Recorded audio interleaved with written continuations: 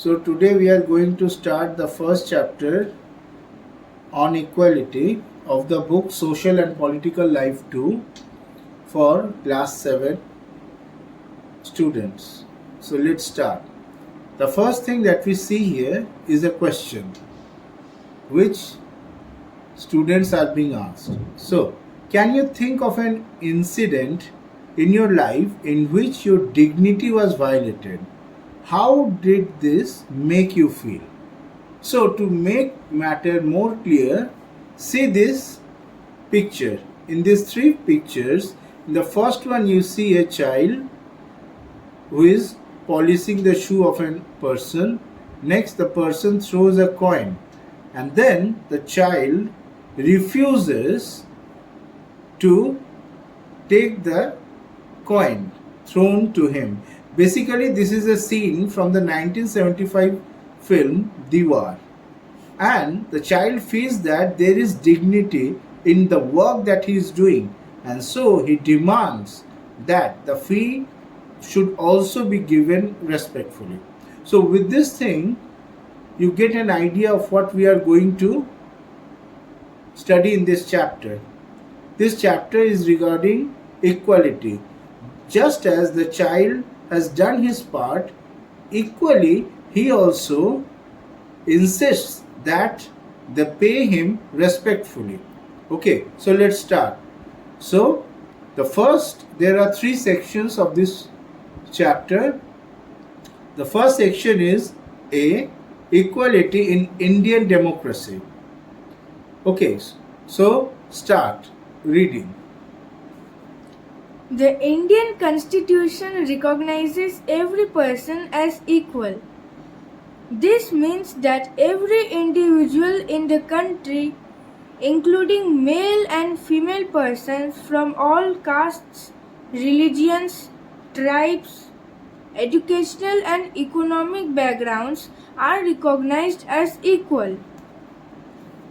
This is not to say that inequality ceases to exist.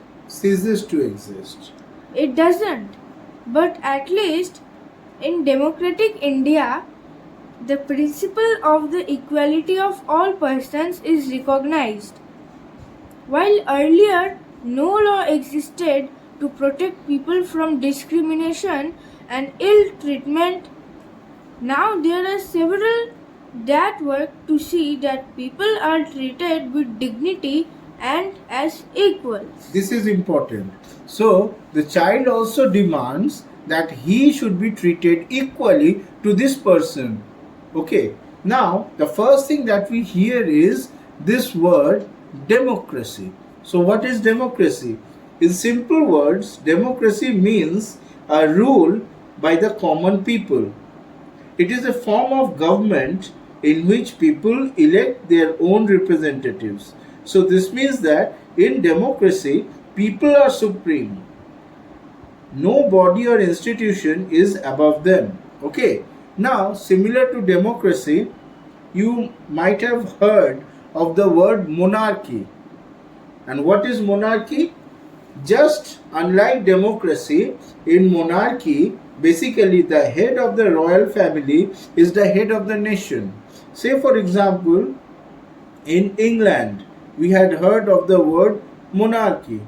So the monarch or the king or queen is succeeded by his or her closest relative, which is mostly the eldest son in hereditary succession. Unlike the democracy, in this system, the monarchy takes decisions and runs the government with the help of a very small group of ministers or advisors. Now, this was just to give you an idea. Now, regarding equality. So, we have talked about democracy and we have also talked about monarchy. The next thing is on equality. So, the first thing that I would like to mention here is what is equality. Basically, equality is a precondition which ensures justice to all people of the society or country. Without equality, we cannot have justice at all. So, what does equality means? Here, equality basically means social, then economical and political equality. For whom? For all citizens. This means that all citizens are equal before the law and they will be protected equally by the laws of the land. Okay, so with these things, let us now continue reading this chapter. This recognition of equality includes some of the following provisions in the Constitution. First, that every person is equal before the law. What this means is that every person, from the president of the country to Kanta, a domestic worker, has to obey the same laws. Second, no person can be discriminated against on the basis of their religion, race, caste, place of birth, or whether they are female or male. Third, every person has access to all public places, including playgrounds, hotels, shops, and markets. All persons can use publicly available wells, roads, and bathing ghats. Fourth, untouchability has been abolished. Now, let us explain this particular paragraph. In this very paragraph, you heard this word constitution. So, what is constitution? Basically, the constitution of a country is a document which lays down the basic rules and regulations for the country and the government of a country. So basically, constitution defines the rules which both the country, the government and the people, they will have to abide by. And this is why, so that the country can run in a very nice pattern. Now, just like every country, our country also has a constitution and it recognizes every person as equal. You might have seen the preamble of our constitution in the front of many NCERT books, and the preamble basically states that all Indians are entitled to equality of status and opportunity. And here we have heard about some of them. This is the first one, then the second one, next with third one and the fourth one. This was a great sin, the untouchability, which has now been abolished. Okay.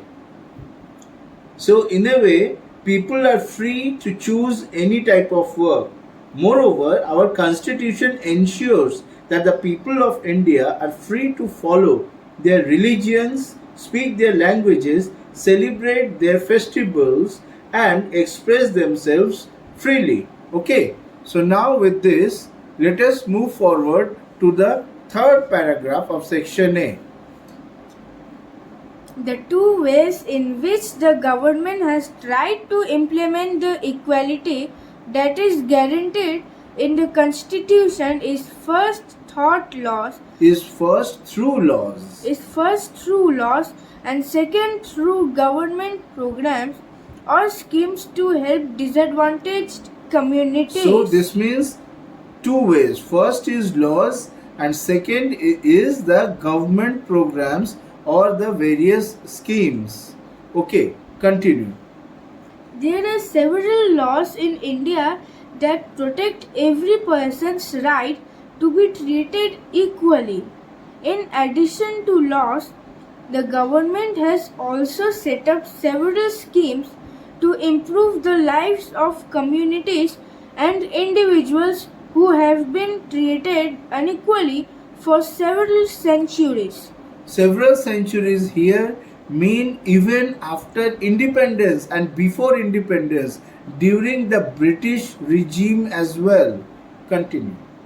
These schemes are to ensure greater opportunity for people who have not had this in the past. So, in a way, these schemes try to bring equality to the particular community who were not being treated equally in the past. Okay, so in our present we are trying to rectify the mistakes done by our forefathers or our elders, and this is by making changes to some of the laws and introducing some schemes so as to promote equality among all the communities. So you can say there are several communities. Now this is the situation in the past.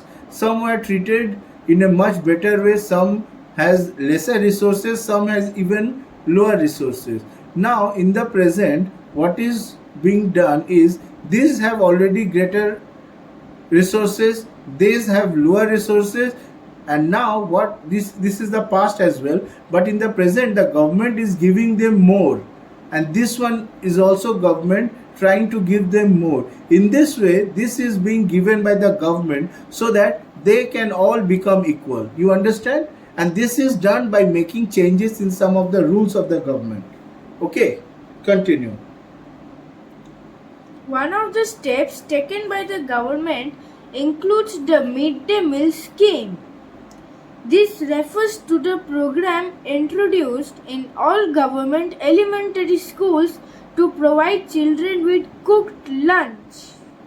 Just a second. Now, before I proceed explaining this midday meal or basically the fourth section, let me little bit talk more about this section as well. So what this particular paragraph emphasizes is that our constitution makes the government responsible for implementing the concerned laws and ensuring equality for the poor people, Dalits, and other such marginal communities. Now, you see, the government has tried to implement equality in two ways, as we have mentioned. Number one is laws, and other through social and economic programs. Now, there are regarding the laws, there is no details over here. So let me just tell you, student.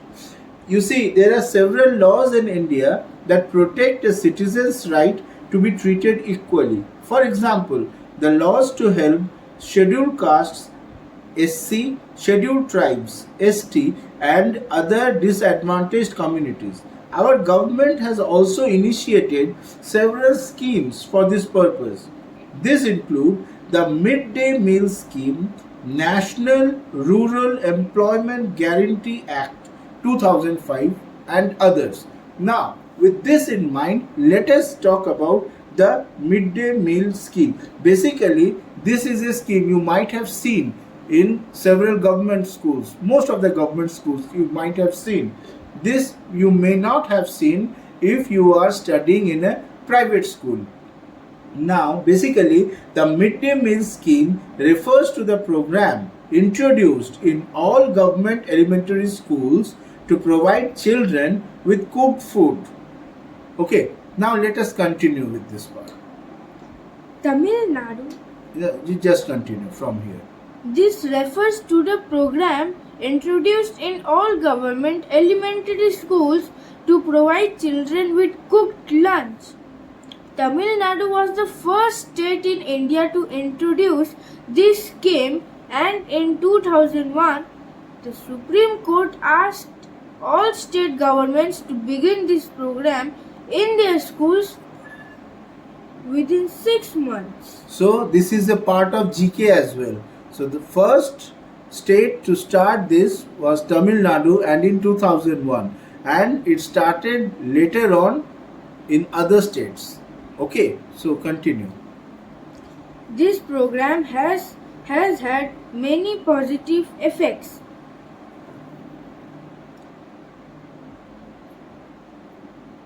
These include the fact that more poor children have begun enrolling and regularly attending school. Okay, now, so what are the advantages? Let us talk about it. You see, a lot of poor children have begun enrolling and regularly attending the school because of this midday meal, because earlier what would have happened, their family would have sent them to do some very small work so that they can earn money, so that they can feed themselves as well. Now because of the midday meal, along with education, they are also getting food and sort of care as well, as I was saying. So the children previously would go home for lunch. Now their attendance has improved because of this. Also, earlier mothers were interrupted in their work. Say for example, this child, his mother might have been a daily wage worker, so working in some field in agricultural farm, say for example. So when he goes home to get lunch, his mother will also have to come, so she will get interrupted. So because of this midday meal program, now his mother would not be interrupted in her work. Okay, now this midday meal program has helped a lot by reducing the caste prejudice, because all students eat together. You see the scene, everybody is eating together. In a way you cannot distinguish who is from which caste, who is from which category, who is from which religion or so. So in a way the midday meal has brought a sort of equality among all the students of the government school. Okay, continue. Teachers reported that earlier children would often go home for lunch and then not return to school, but now with the midday meal being provided in school, their attendance has improved. Their mothers, who earlier had to interrupt their work to feed their children at home during the day, now no longer need to do so. This program has also helped reduce caste prejudice, because children of all castes in the school eat this meal together, and in quite a few places Dalit women have been employed to cook the meal. The midday meal program also helps reduce the hunger of poor students who often come to school and cannot concentrate because their stomachs are empty. Okay, so you see the attitude of the people, in a way you will think that through this midday meal scheme, what has government done is that government has tried to reduce the inequality among the people, yet they work very slowly because of the following reasons. And what are they? The first one is that the attitude of the people to accept all men as equal changes very slowly. And next is that even though the people are aware of the law, they continue to treat people unequally on the basis of caste, religion, economic status, gender, and other such things. Okay, so people must think that no one is inferior or superior, and that every person deserves to be treated with dignity and equality. Okay, let's continue. See here another photograph showing the midday meal program. Children being served their midday meal at a government school in Uttarakhand. So we have already talked about what is the midday meal program, and I have already listed and talked about various benefits. So students, while watching this video, you can turn on the subtitles and you can see the answers on the screen as well, because I have already talked about the various benefits of this midday meal program. Now let us continue with this paragraph. While government programs play an important role in increasing equality of opportunity, there is much that still needs to be done. While the midday meal program has helped increase the enrollment and attendance of poor children in school, there continues to be big differences in our country between schools that the rich attend and those that the poor attend. Even today, there are several schools in the country in which Dalit children are discriminated against and treated unequally. These children are forced into unequal situations in which their dignity is not respected.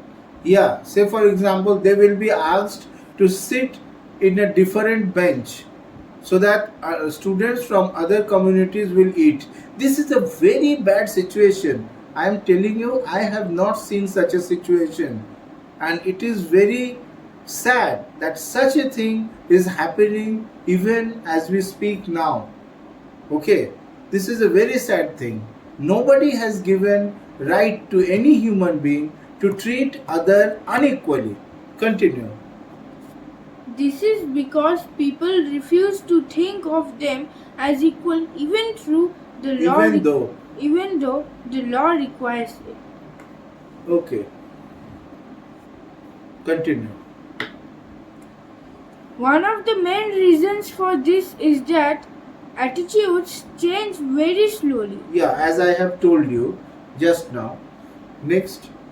Even though persons are aware that discrimination is against the law, they continue to treat people unequally on the basis of their caste, religion, disability, economic status, and because they are women.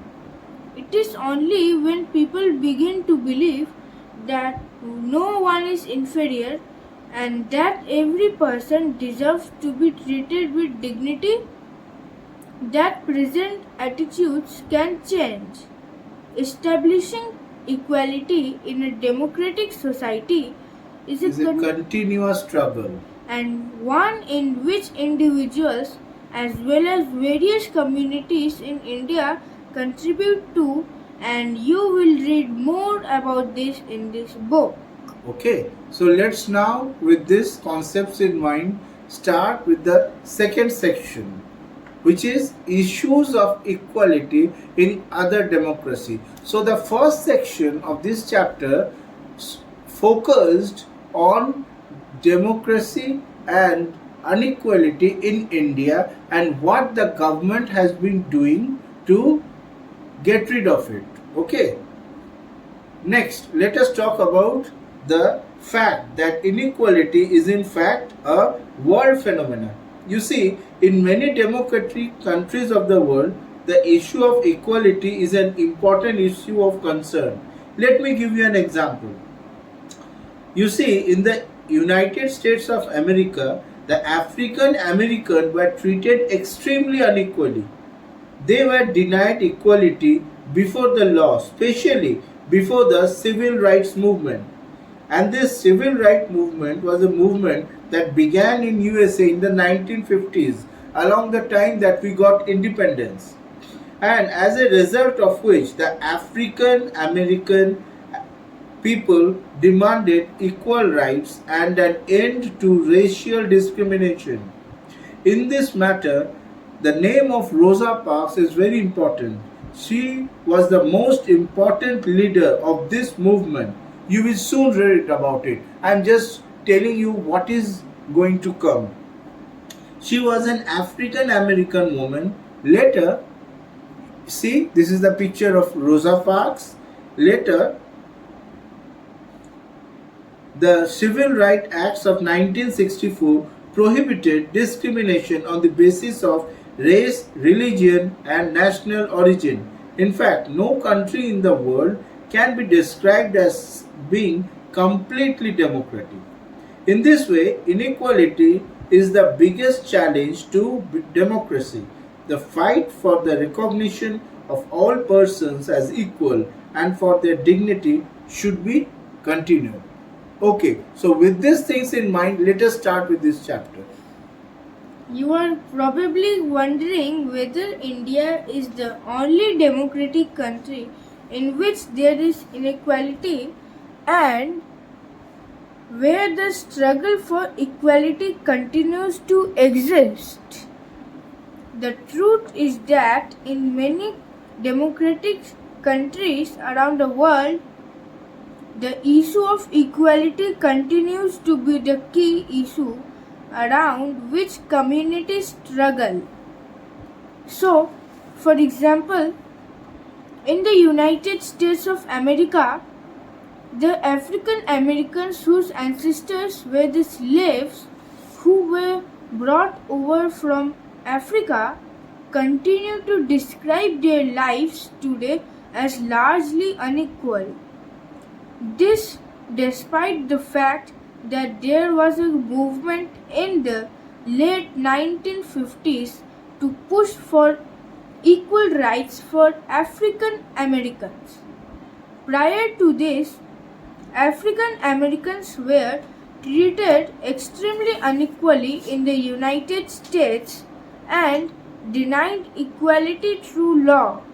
For example, when traveling by bus, they either had to sit at the back of the bus or get up from their seat whenever a white person wished to sit. Can you think about the situation?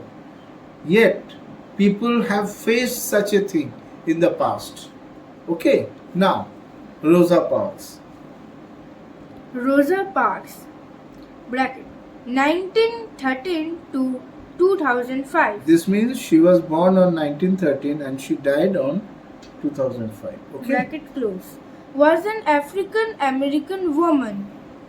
Tired from a long day at work, she refused to give up her seat on a bus to a white man on 1st December 1955. So this is the picture of Rosa Parks. You can see someone was standing over here, but she refused to give her seat. Let's see what happens. Her refusal that day started a huge agitation against the unequal ways in which African Americans were treated and which came to be known as the Civil Rights Movement. The Civil Rights Act of 1964 prohibited discrimination on the basis of race, religion, or national origin. It can started that It also stated stated that all schools would be open to African American children and that they would no longer have to attend. Now, so this means that previously students of the African American community, they would only get admitted to certain schools and not all. Okay, continue. Separate schools specially set up for them. However, despite this, a majority of African Americans continue to be among the poorest in the country. Most African American children can only afford to attend government schools that have fewer facilities and poorly qualified teachers as compared to white students who either go to private schools or live in areas where the government schools are as highly rated as private schools. So you see, you get an idea of one of the richest country and most powerful country in the world, United States of America, and what happened there as well in the past. And this was all started by this woman Rosa Parks just because of one very small incident. It's not that it because of a small incident.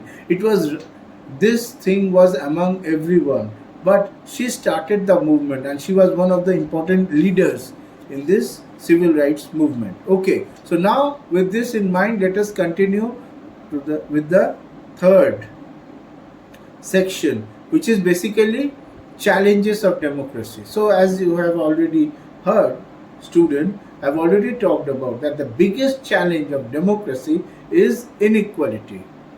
You see, democracy is like, so this is a country where we have democracy, every people is equal in a way. However, some groups are treating others unequally. They are getting more privilege than others. So can you really say that this is a good democracy? You cannot say that. That's why the government is trying to reduce this thing by bringing in laws and bringing in various schemes to promote equality. Now, challenge of democracy. Continue. No country can be described as being completely democratic.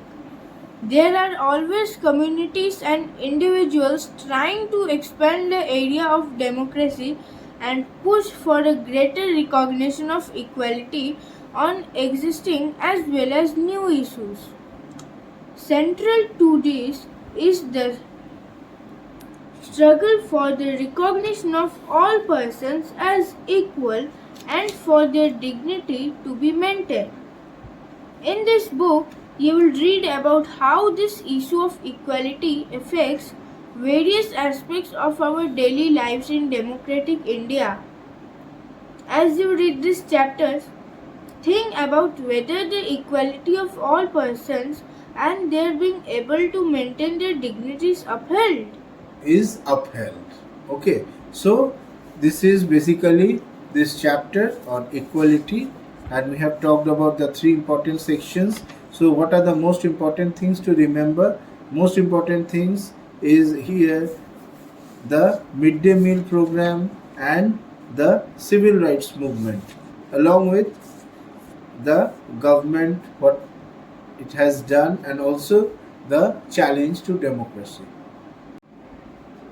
So today we have read this chapter on equality, which is the first chapter, and basically this is a sort of the important points that we have discussed. So we have talked about democracy in details.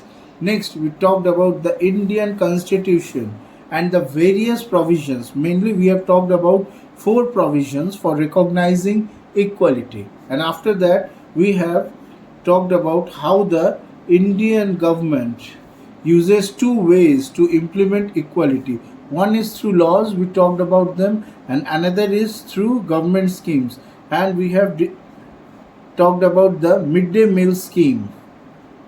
So, okay, next we talked about the situation of equality in other democracies. As an example, we have talked about the civil rights movement in USA, and overall we have talked about the fact that inequality in a way is the biggest challenge of democracy.